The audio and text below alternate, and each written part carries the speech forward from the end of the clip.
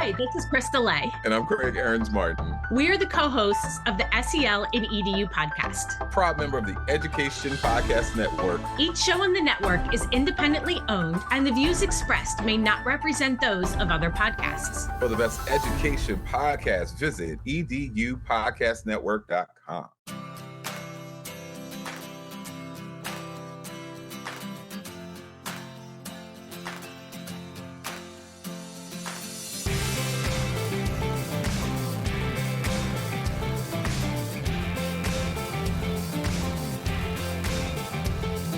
Thanks for listening to the Tech Tools for Teachers podcast, where each week we talk about a free piece or two of technology that you can use in your classroom.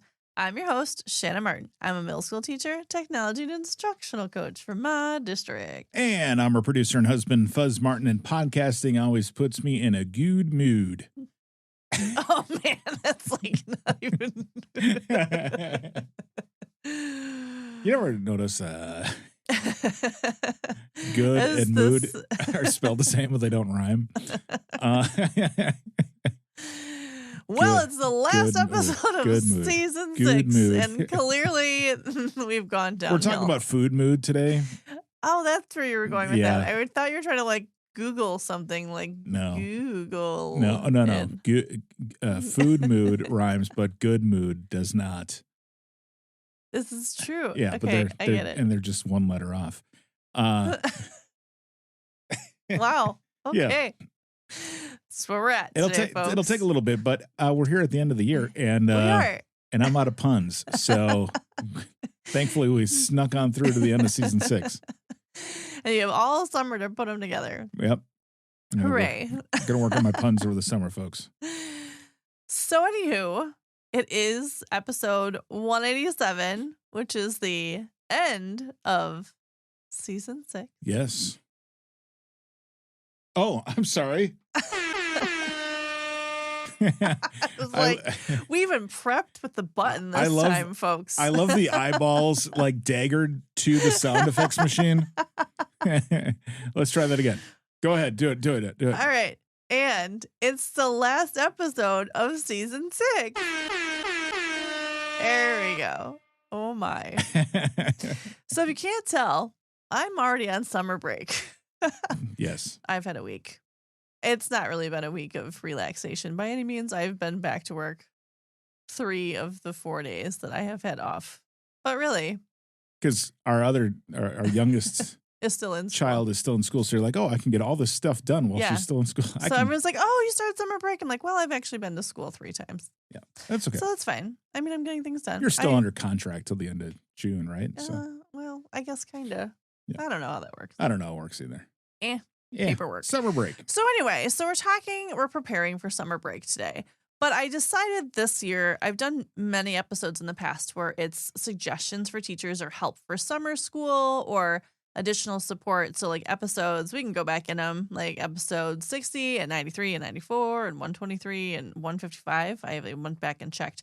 I've done a lot of episodes where it's support for students. So parents can work over the summer or kids can help. To make sure that there's no like summer slide kind of stuff. But this year I decided, why not make my last episode of the season, instead of be summer practice focused, it's going to be summer teacher fun focused, because that is where we need to be. And there's more button pushing. So today we're going back to a website of fabulousness that I've talked about briefly earlier this season. And I wanted to share all the cool things that teachers can do over the summer that will be fun for them. And, if you want to introduce it to your students in the school year, you're more than welcome to. But this is more for you educators and your summer entertainment. So we are using Labs.Google, Google Labs. And we're going to use some fun AI tools that are fun for you and fun for anybody who gets to experience you playing with these tools, because they are so much fun. And so we have 3 to highlight today because I couldn't make a decision. And then I was like, you know what? Teachers can have all the fun that they want to in the summer. So the first one is for all of you foodies out there who like to cook or maybe don't have time to cook during the school year beyond like the regular routine of meals. but you can be adventuresome. And this is where this today's pun that comes in. Yes. Food mood. Food mood. So if you go to Labs.Google, which again is a super fun website, you're going to see all this stuff going on. You're not going to find food mood in the top like the other things we've talked about. You have to scroll down a bit and you keep on scrolling and then you got to find the little square towards the bottom. Keep on keeping on. And eventually you will find where it says food mood. And when you find it, click on it. Ta-da! Okay. So food mood. Once you get there, it does switch over to Google Arts and Culture. Just so you know, you'll find links that kind of come back and forth between Labs.Google and Google Arts and Culture, which is totally fine. But that's where, if that throws you off, that's where you'll find it. Food mood. It's an experiment. Launch it. So food mood combines two cuisines into one recipe. This sounds like a TV show. Using Google AI. Oh my gosh, this could totally be a fun thing with your friends. Invite friends over for a barbecue or invite people over for charcuterie. You know those charcuterie boards that people are building? You could do this with food mood. It would be amazing. So, two cuisines, one recipe. It uses AI. All of our stuff uses AI today, just so you know, on this episode. I want and it gives you the sentence in the beginning. You can click on starter, soup, main course, or dessert. I have tried soup and dessert so far, so we're going to go with main course. 4. How many people? How many people do we want to cook for? Let's say 8. Okay, because it maxes out at 10, just so you know. Okay. I just clicked on 10. You said 8. Okay, 8 people mixing influences from, and you pick 2 countries anywhere in the world. It gives you a list. All right. Here we go. You ready? Okay. They're in alphabetical order, so pick something towards the top because I'm an E's. Okay, we're gonna go. We'll go with Albania. Okay, that starts with an A. Oh, you're an E. You said you're an E. Now I'm on Albania. Okay. Albania. And we're gonna go with. I'm just gonna. How about you just twirl Argentina. it? We'll see where. I'm gonna twirl it and see where it ends up. I can't pronounce that. Indonesia. Ready? Yep. Validate. And then it says, let's cook. And you click the little cooking button. And then, food mood. The recipe is called Eastern Treasures. Albania and Indonesia. An aromatic main course with a blend of Albanian and Indonesian flavors, perfect for a special occasion. Serves 8. Time, it'll take 105 minutes to make this dish. It's going to tell me my ingredients: ground lamb, onion, garlic, dried oregano, cumin, red pepper, salt, cilantro, rice, milk, broth, turmeric, ginger, and almonds. What? Gives me this picture, this AI generated picture, and then gives me the recipe of how to make this. Looks like meatballs with kind of a rice something. It looks actually really good. And then for a flavorful dish, use a combination of ground lamb and ground beef. If you want to add, there's like little pro tips that it gives you. And it's awesome. It's like a full recipe based on the 2 cultures and cook. What I love even more is the disclaimer on the bottom of all of these. Okay. This experiment uses AI to inspire your creativity in the kitchen. Recipes have not been developed in an actual kitchen or by actual chefs. Please use your best judgment and always prioritize food safety. How cool is that? Yeah, that's pretty cool. All right. One more. Yep. Dessert. How many people? We'll say 4. 4 people. Okay. Germany. Hold up. Germany. And Japan. Ooh, okay. I did Germany and Ireland this morning, and that's the one that I have put into my blog. Germany and Japan. There was some sort of chocolate amazingness that was this morning, and I really actually wanted to make it. I am searching in alphabetical order. Japan. Germany and Japan. Ready? Yep. Go. Let's cook. Now, do we all see how entertaining this could be in the summer? So if you have time, you want to teach family members to cook, you can. Mm-hmm. You want to have a cook-off in your family? Yes. You could do that, or with friends. Or you could just have everybody do this virtually or in some sort of cool Google Meet, and then have everybody choose their food and then you can cook it and bring it to a dinner party instead of having the usual potluck where we have mac and cheese, we have baked beans, we have crock pot chicken. You could actually all come with like a really cool dish. Yes. Besides the fluff pretzel strawberry thing that everybody in Wisconsin makes, like you could make And this pretty funeral amazing. potatoes. Yes. I mean, we can't give up funeral potatoes. But anyway, all right. Zenith of sweetness. Oh. What? This looks amazing. The dessert is perfectly balanced with 2 distinct cultures, dessert making prowessness, resulting in the pinnacle of sweetness. There's some sort of chocolate, whipped cream, gelatin, more sugar, matcha powder, coconut milk, strawberries. Yes. I think I had a good idea. I think you did too. So again, Hard to screw up dessert. yeah, I know. And this is like, and it's not a cajillion ingredients, Mhm. and it takes 55 minutes from start to finish. But That's not long. no, I mean, HelloFresh has some competition, maybe. Yeah. You know, like I don't know. a frozen pizza takes 25. So This is true. You can make a really fancy dessert with your Just frozen extra- pizza for extra your half hour. friend party that you're gonna have. yeah, So anyway, Food Mood, check it out. check it out. Teacher fun this Yeah. summer. I think it would be fun. We're gonna do this. Food mood We're gonna have some puts sort you of in dessert a off. good mood, Yeah. no attitude. You want Sorry. to keep going? No. Okay. So, number 2. Number Again, 2. back to Labs.Google. Yes. Scroll down.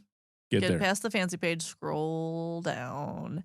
And towards the bottom, you will find what is called Poem Postcards. And click Try it now. Try it now. Okay. So, again, it'll pop up. It links you to Google Arts and Culture. That's kind of like the gateway to get you to these things.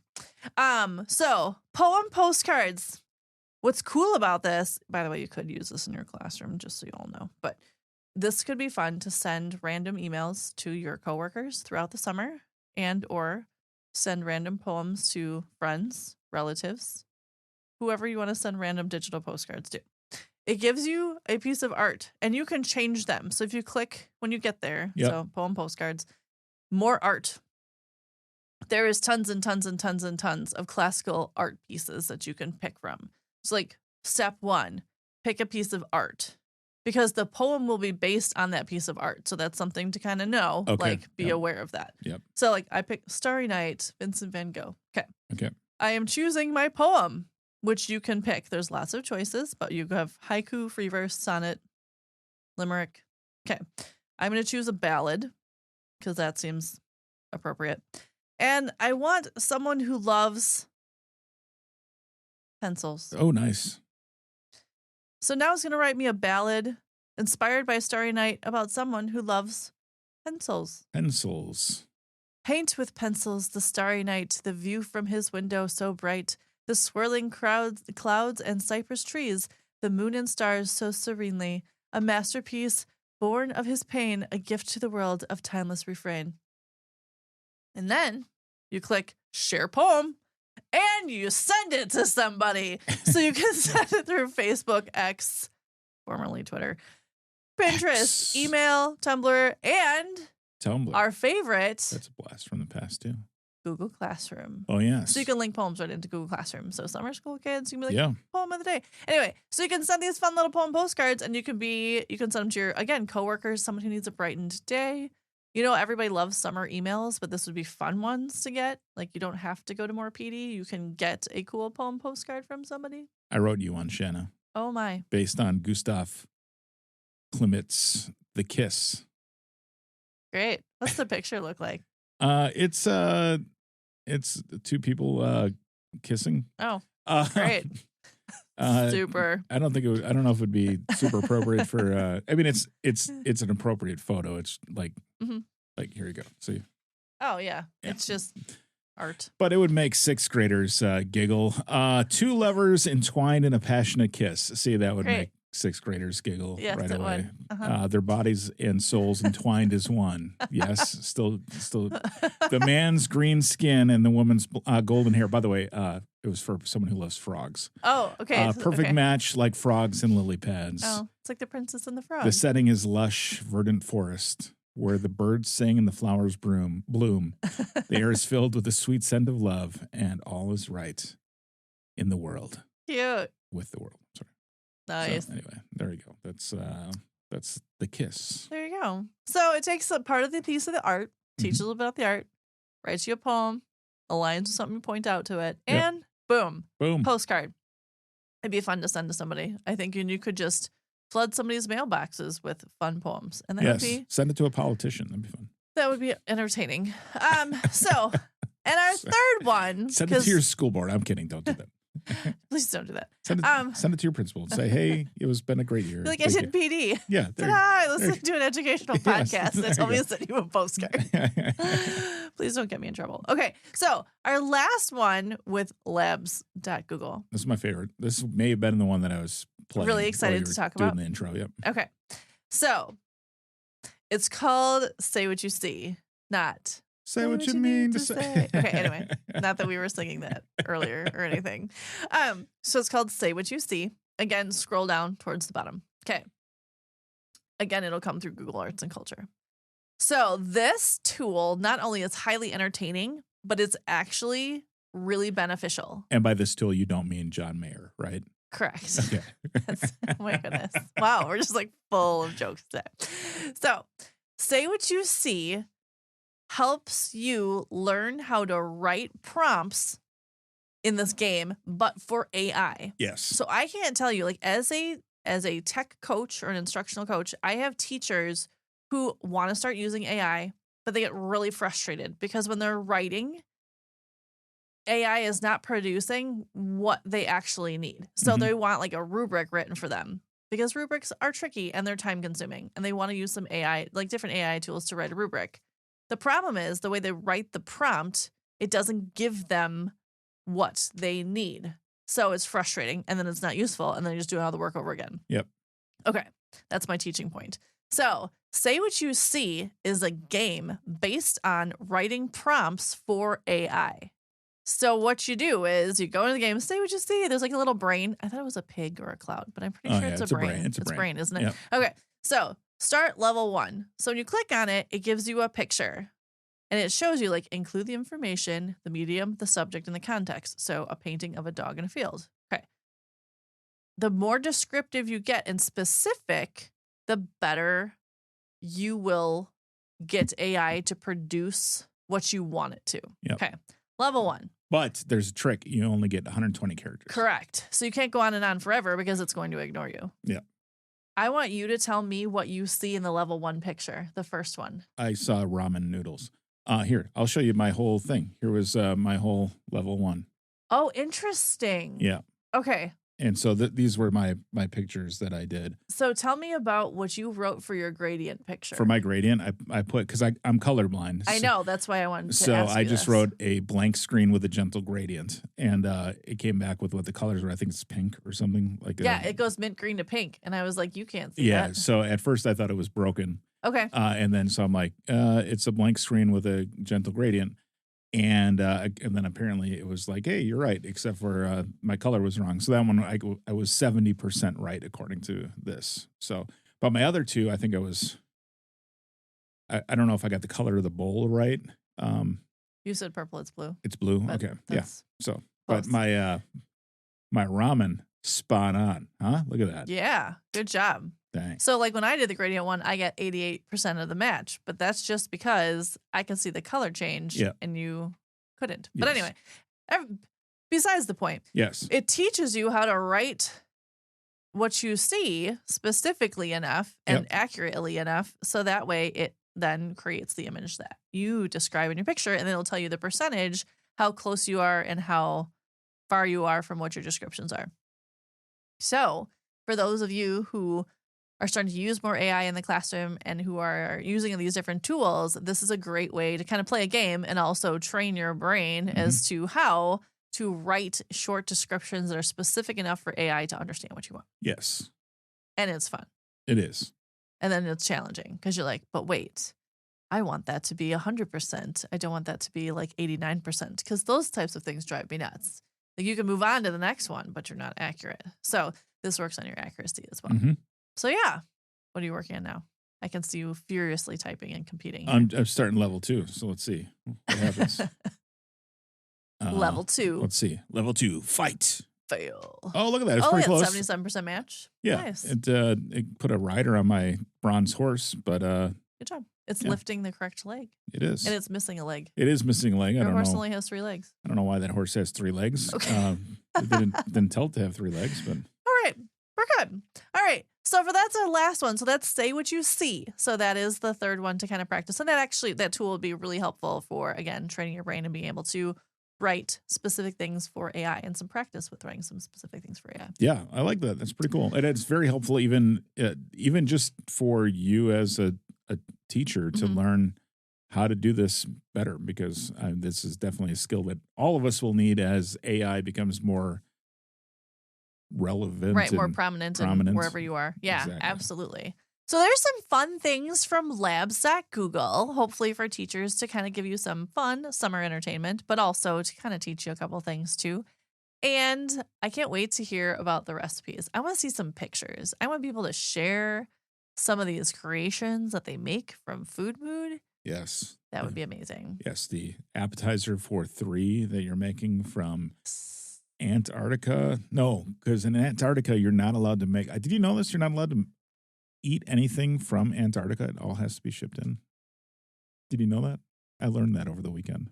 Huh. You're not allowed to eat anything native on Antarctica. So it has to be. It all has to be shipped in. Interesting. Yeah. You have to get all your food from Piggly Wiggly. Yes. If you don't know what a in the Piggly US. Wiggly is, it's a grocery store in the Midwest. And yes, folks, there is a pig in the logo. Yes. And Shop the pig. people have T-shirts with pigs on them. I might get one. But that's not here nor there. So anywho, if you haven't started summer break yet, I hope you do soon and you enjoy your break and take some time to enjoy and relax the summer. If you are on summer break, yay. Enjoy your summer. But for everybody, take a minute, relax, enjoy your summer. Educators deserve it. They work so hard. Yeah. And thanks for finishing season 6 with us. Yeah, we'll check in with you sometime Throughout during the summer. We always do. Do it for the algorithm. We do that. And also for you. because you have to work on your puns, and there's plenty to work on. Yeah, I don't want to fall out of practice. Pun practice. Because we know I never make puns at home, only here on the whatever this is called, podcast. Only here on the air. On the podcast. And Puns. on that note, thanks for tuning in. This has been the Tech Tools for Teachers podcast. If you ever have any questions, you can find me on the app formerly known as Twitter, X. Smart WI, or on Threads, or on Facebook, or pretty much anywhere. If you want to get more information on the links to the technology discussed in this episode, you can visit smartandwi.com. If you'd like to support the show, please consider buying me a coffee or two. Visit buymeacoffee.com/smartandwi or visit smartandwi.com and click on that cute little purple coffee cup. Your donations help keep this show going. New episodes coming in the fall. Thanks for listening. Go educate and innovate. The ideas and opinions expressed on this podcast and the Smart NWI website are those of the author, Shanna Martin, and not of her employer. Prior to using any of the technologies discussed on this podcast, please consult with your employer regulations. This podcast offers no guarantee that these tools will work for you as described, but we sure hope they do, and we hope you have a great summer.